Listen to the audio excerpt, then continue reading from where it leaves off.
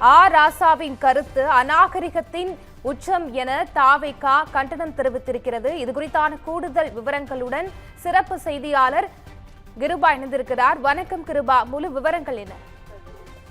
வணக்கம் பவித்ரா.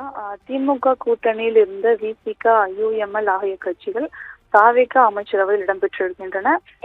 திமுக கூட்டணி சார்பில் போட்டியிட்டு வெற்றி பெற்ற விசிக எம்எல்ஏ வன்னியரசு, ஐயுஎம்எல் கட்சியின் எம்எல்ஏ ஷாஜகான் ஆகியோர் இன்று அமைச்சர்களாக பொறுப்பேற்றுள்ளார்கள். குறிப்பாக திமுக கூட்டணியில் இருந்து வெளியேறி தாவேகாவுக்கு ஆதரவு கொடுத்திருக்கும் நிலையில் திமுக சார்பில் அவர்கள் மீது கடுமையான கண்டனங்கள் முன்வைக்கப்பட்டு வருகிறது. இதில் திமுக எம்பியான ராசா நேற்று எக்ஸ் தளத்தில் பதிவானதை வெளியிட்டிருந்தார். அதில் விசிக, ஐயுஎம்எல் கட்சிகளை கடுமையாக சாடும் விதமாக அவர் பதிவிட்டிருந்தார்.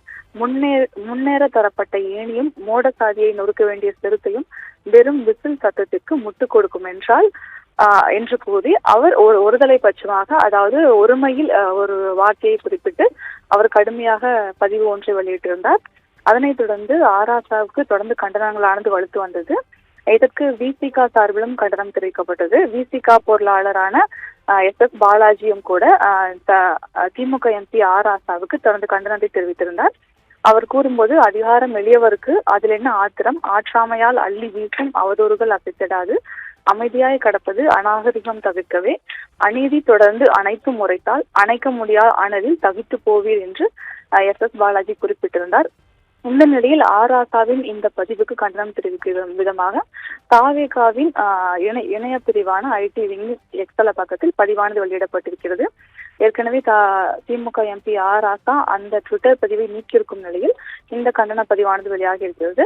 அதாவது, அதிகார பகிர்வு என்ற மக்களாட்சி கோட்பாடு கொடுத்த விடுதலை சிறுத்தைகள் கட்சி மற்றும் இந்திய யூனியன் முஸ்லீம் லீக் ஆகிய கட்சிகளின் நிலைப்பாடுகளை கொச்சைப்படுத்தும் விதமாகவும் தார்மீக அரசியல் நாகரீக எல்லைகளை மீறியும் திமுக நாடாளுமன்ற உறுப்பினர் ராசா தனது சமூக ஊடக பக்கத்தில் பதிவிட்டுள்ள பதிவு அநாகரிகத்தின் உச்சம் என்று குறிப்பிட்டிருக்கிறது.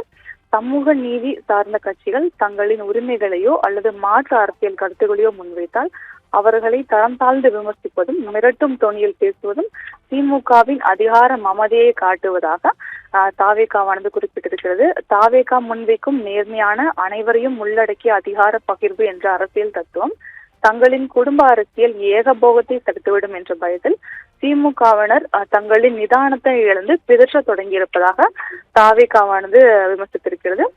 உங்கள் பேரூபத்தை நீங்களே வெளிப்படுத்தி விட்டீர்கள் என அதில் குறிப்பிடப்பட்டிருக்கிறது. திமுக எம்பி ராசாவின் பதிவுக்கு கண்டனம் தெரிவிக்கும் விதமாக தாவேகாவானது இந்த கண்டனத்தை பதிவு செய்திருக்கிறது.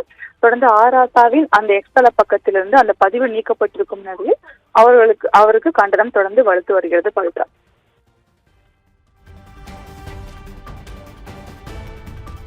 விவரங்களுக்கு நன்றி கிருபா.